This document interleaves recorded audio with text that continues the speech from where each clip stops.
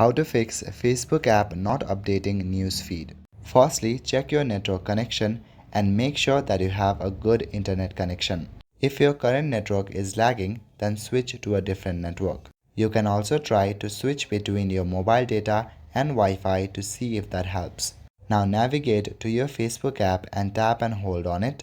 Click on the eye icon to go to App Info. Select Storage. At the bottom right corner, click on Clear Cache. At the very bottom, you should see the option Force Stop. Enable that option and after some times disable it. Doing this will help refresh your app and the news feed might show up. Go back to your home page and open Play Store.